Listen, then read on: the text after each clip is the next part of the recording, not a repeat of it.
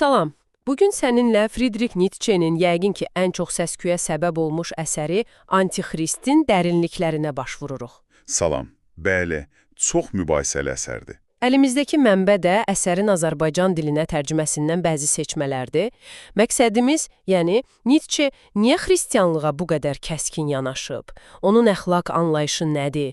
Niyə bu dini, belə deyək, həyatın inkarı kimi görür? Gəl başlayaq görək nə demək istəyir. Hə, bu həqiqətən də Qərb fəlsəfəsində ən radikal, ən kəskin mətnlərdən biridir. Nietzsche özü də deyir ki, tənqidlərim sərt olsa da əsaslıdır. Əsas tezi nədir bəs? Əsas tez odur ki, xristianlıq nə onun dini, nə də əxlaqı gerçəkliyə heç toxunmur.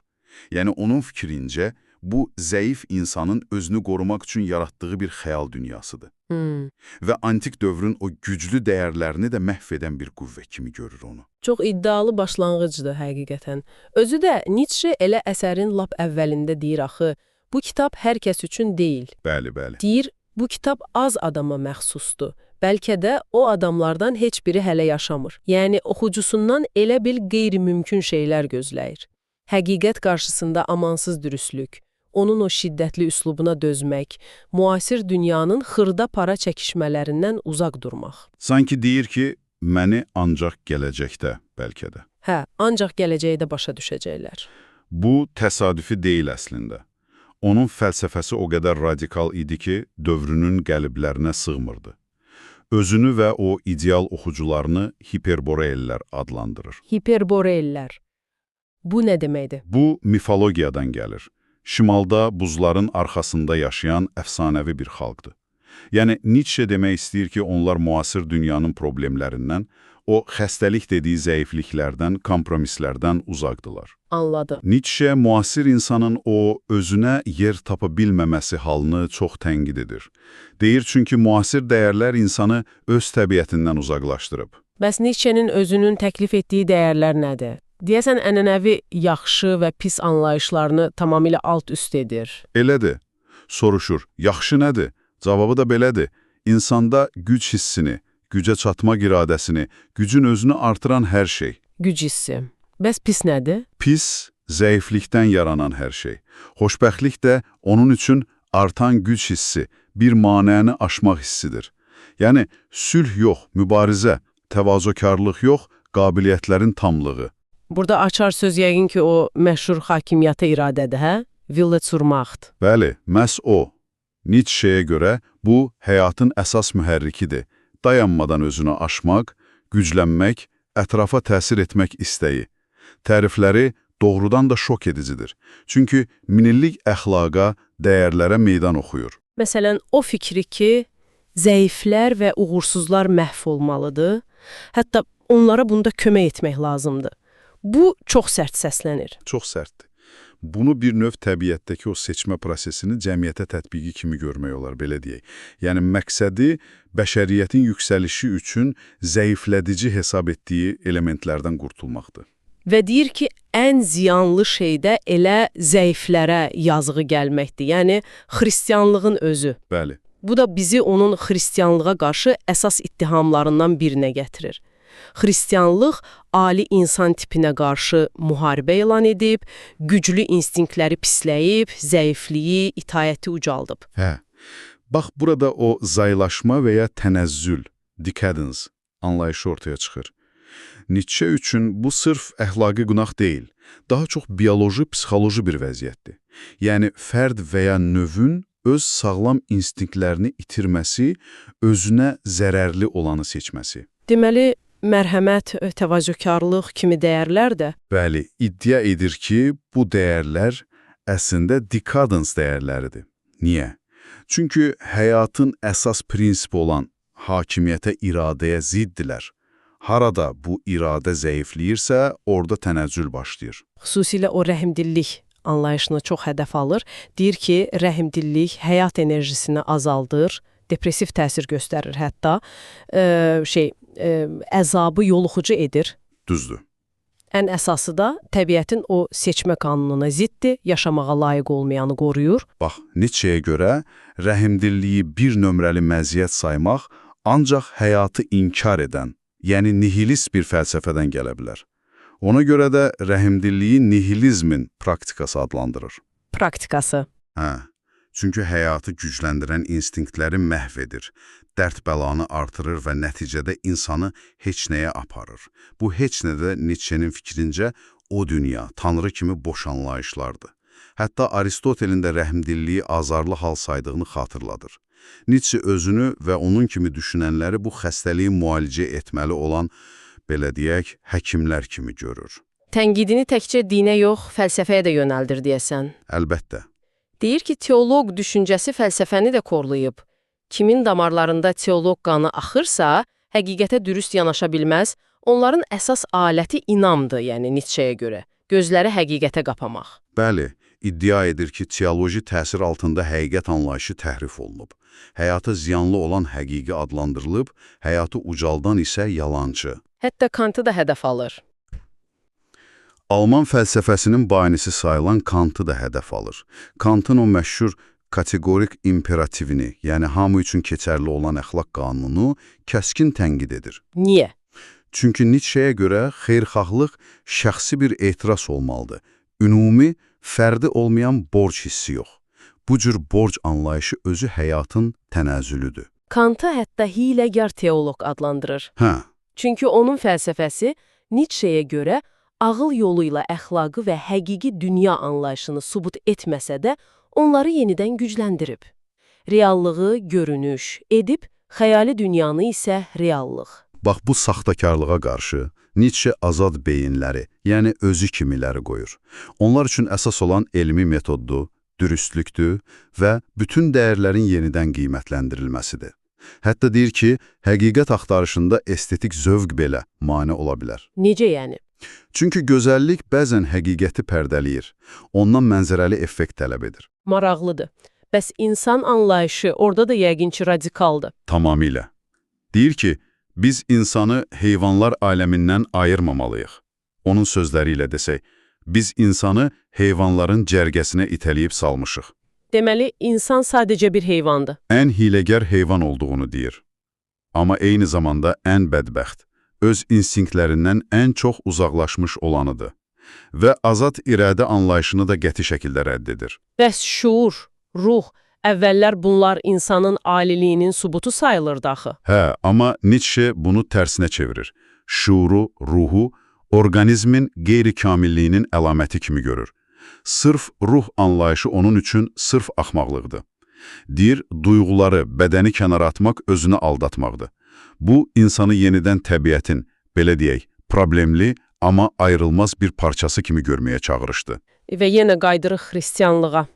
Nietzsche'nin ən kəskin ittihamlarından biri oydu ki, xristian dünyası tamamilə uydurmadır. Bəli, tamamilə. Günah, tövbə, təsəvvür olunan varlıqlar, tanrı, mələklər, hətta psixologiyası belə uydurmadı deyir.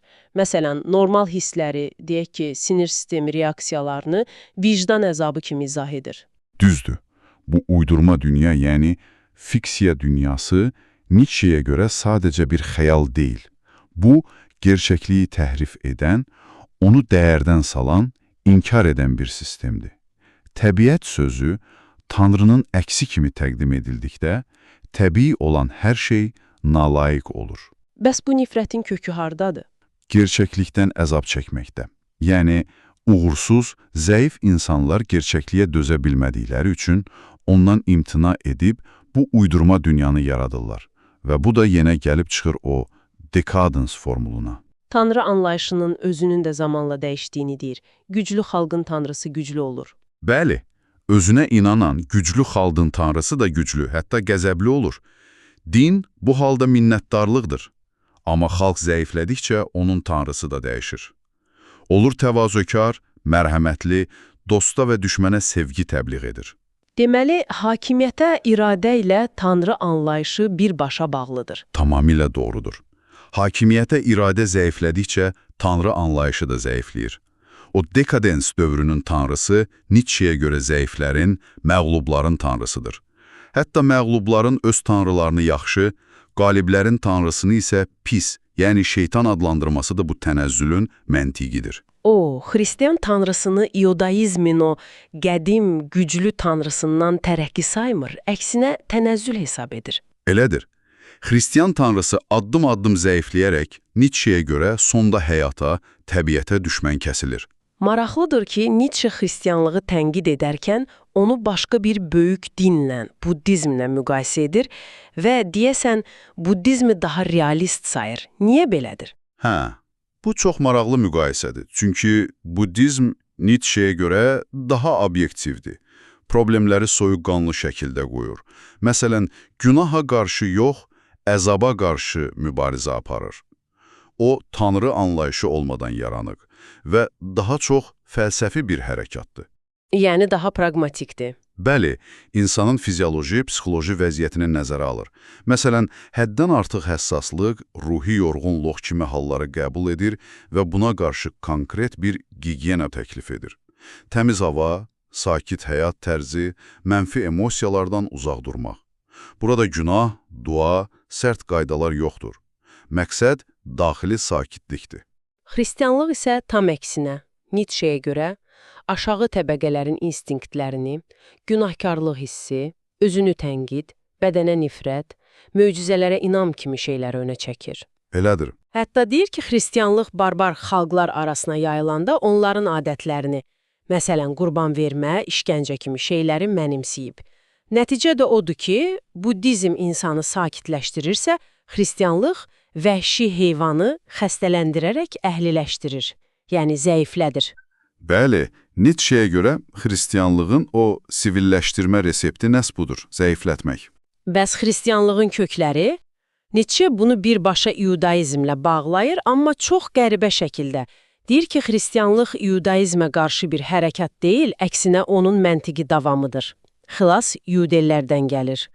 Bu çox vacib bir məqamdır. Nietzsche yəhudiləri dünya tarixində ən görkəmli xalq adlandırır. Niyə? Çünki onlar olum ya ölüm qarşısında həyatda qalmaq üçün reallığı, təbiəti, belə deyək, radikal şəkildə yenidən şərh ediblər. Burada onun əxlaqın genealogiyası, əsərindəki fikirlər yada düşür. Nəcabətli əxlaq, yəni güclülərin əxlaqı var. Bir də resentiment əxlaqı, yəni zəiflərin qisasçılıq hissinə əsaslanan əxlaqı. Nietzscheyə görə yəhudilər özlərini qorumaq üçün zəiflik, mərhəmət kimi dekadans instinktlərini dəyərə çeviriblər. Kahinlər isə bu prosesdən öz hakimiyyətlərini qurmaq üçün istifadə ediblər. Necə yəni istifadə ediblər? Nietzsche iddia edir ki, Yəhudi kahinləri İsrail tarixini saxtalaşdırıblar. Tam olaraq. Deyir ki, ilkin dövrdə güclü tanrıları, Yegova və təbii dəyərləri var idi. Amma xalq zəiflədikdə kahinlər tanrı anlayışını dəyişdilər. Hər uğuru oldu tanrının mükafatı, hər bədbəxtlik isə günahın cəzası. Təbii səbəb-nəticə əlaqəsi əxlaqi dünya nizamı ilə əvəz olundu. Bütün tarixi də bu sxemə uyğun yenidən yazdılar. Və kahin bu yolla hakimiyyət qazandı. Bəli, kahin tanrının iradəsi adı altında öz hakimiyyətini qurdu. Həyatın hər sahəsinə müdaxilə etdi. Təbii olan hər şeyi günah elan etdi. Nietzscheyə görə kahin günahla yaşayır, insanların günah etməsinə onun ehtiyacı var. Çox ağır ittihamlardır. Bəs İsa? İsa bu mənzərədə necə yer tutur? Nietzsche onu da kahin instinktinin bir təzahürü kimi görür. Xeyr, tam əksinə. Nietzscheyə görə İsa'nın hərəkatı məhz bu kahin sisteminə, qaydalara, İudey kilsəsinə qarşı bir üsyan idi. İsa aşağıları, günahkarları müdafiə edirdi. Qaydaları pozurdu. Bir növ anarxist idi və buna görə də siyasi cinayətkar kimi edam edildi. Amma onu qəhrəman kimi görmür, deyəsən. Yox, qəhrəman və ya dahi kimi görmür. Onun psixoloji tipini analiz edərkən daha çox idiot sözünü işlədir. Amma bunu təhqir mənasında yox, başqa mənada. İdiot, bu nə deməkdir ki? Çox qəribə səslənir. Nietzsche'nin izahı belədir.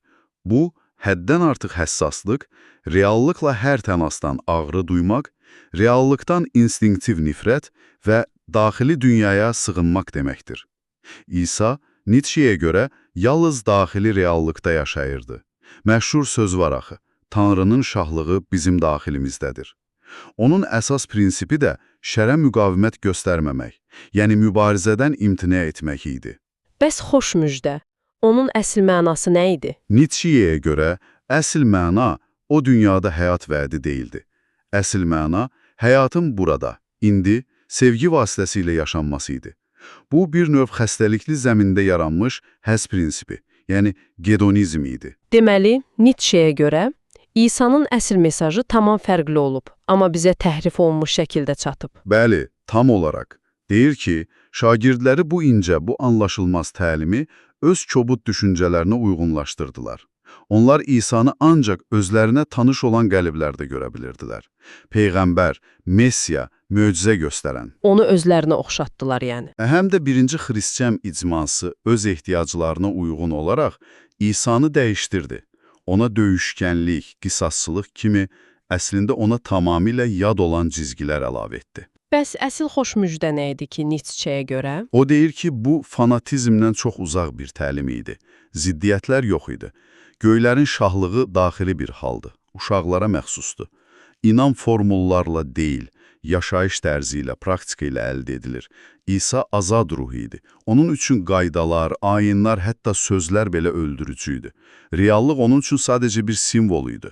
O, siyasətdən, elmdən, hətta mədəniyyətdən kənardaydı. Günah, cəza, mükafat kimi anlayışlar da yox idi, deyir. Yox idi. Yeganə reallıq daxili sadət idi. Xristiyanı fərqləndirən də inam yox, praktika idi. Pisə qarşı çıxmamaq, qəzəblənməmək, nifrət etməmək. Xilaskarın həyatı və ölümü də elə bu praktikanın nümunəsi idi, hə? Məhz elə, İsa'nın ölümü də insanları xilas etmək üçün bir qurban deyildi Nietzscheyə görə. Bu, necə yaşamaq lazım olduğunu göstərən son dərs idi.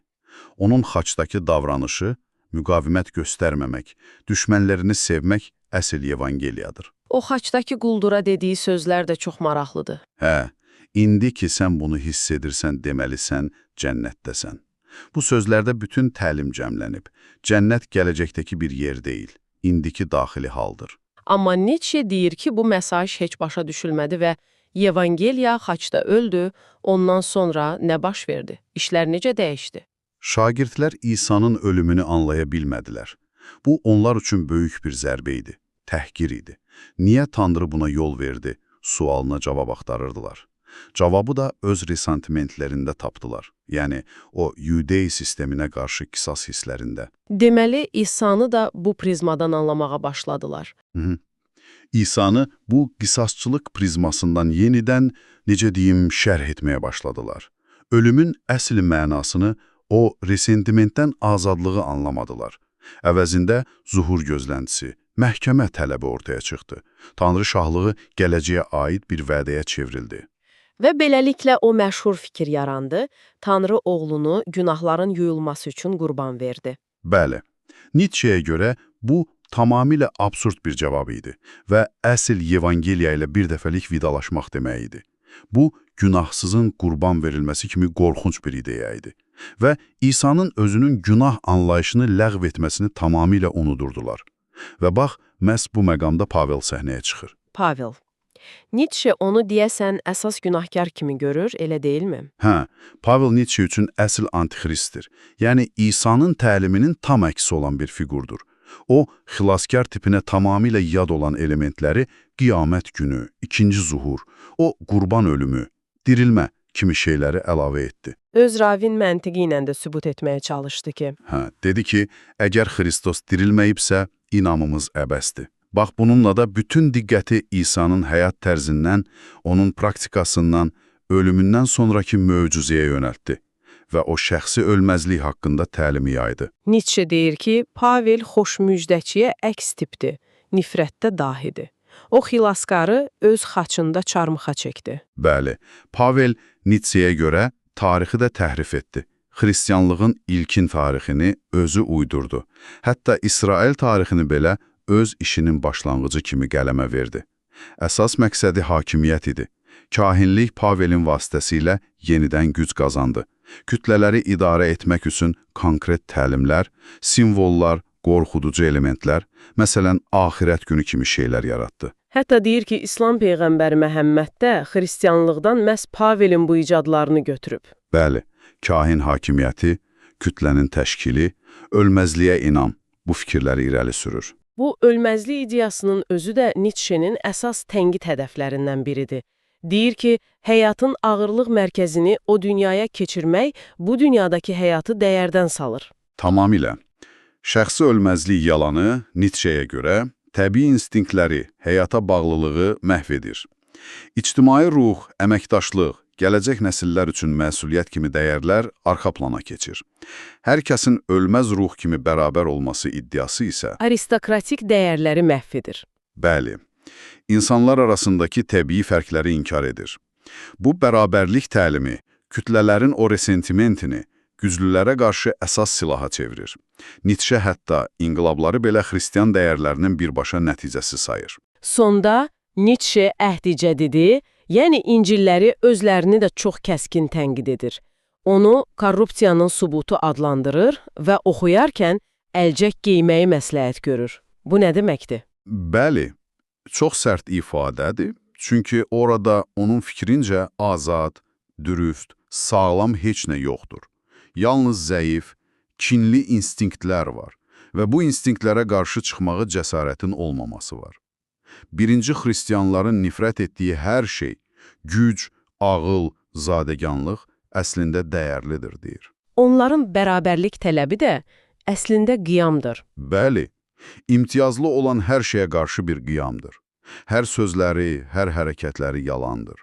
Maraqlıdır ki, əhdi cədiddə hörmətə layiq gördüyü yeganə fiqur Romalı vali Pilatdır. Pilat, niyə məhz o? Axı o İsanı edama məhkum edən adamdır. Çünki Pilat Nietzscheyə görə bu dini mübahisələri, bu çəkişmələri ciddiyə almır. Onun o məşhur sualı, həqiqət nədir ki? Bu, Nietzscheyə görə bütün bu saxtakarlığa verilən ən yaxşı cavabdır. Onun tənqididir və inkarıdır. Beləliklə, Nietzschenin əsas iddiası belə çıxır ki, problem Tanrının olub-olmaması deyil. Problem xristianların Tanrı kimi təqdim etdikləri varlığın özünün miskin, absurd və həyata zərərli olmasıdır. Biz Tanrını ilahi olaraq inkar edirik, deyir. Məhz belə. Və əlavə edir ki, gerçəkliyə toxunmayan bir din mütləq elmə düşmən olmalıdır. İnam elmə qarşı bir vetodur. Pavel bunu yaxşı başa düşürdü. Ona görə də elmə, xüsusən də filologiyaya. Filologiya, yəni mətnləri düzgün anlamaq qabiliyyətinə. Bəli. Və təbabətə, yəni insanın fizioloji həqiqətini görmək qabiliyyətinə qarşı çıxırdı. Çünki filoloq müqəddəs kitabların saxtalığını, həkim isə xristianın fiziki və psixoloji yararsızlığını görə bilər. Olduqca kəskin və əlbəttə bir çoxları üçün qəbul edilməz fikirlərdir. Nietzschenin Antixrist əsərindən bu parçalar üzərindəki müzakirəmiz həqiqətən də onun xristianlığa, ənənəvi əxlaqa və insanın özünə baxışını nə qədər kökündən dəyişdirməyə çalışdığını göstərdi. Bəli, onun təklif etdiyi o alternativ dəyərlər, güc, həyatın təsdiqi, özünü aşmaq, istər-istəməz insanı öz dəyərləri haqqında dərindən düşünməyə vadar edir. Bu fikirlərlə razılaşmasan belə, onlar mövcud çərçivələri sorğulamaq üçün çox güclü bir təkan verir. Və sənin üçün də, əziz dinləyici, düşünməyə bir sual qoyaq. Nietzschenin təsvir etdiyi bu zaylaşma və ya digidans əlamətləri bugün bizim dünyamızda, bəlkə də öz həyatında nə dərəcədə mövcuddur?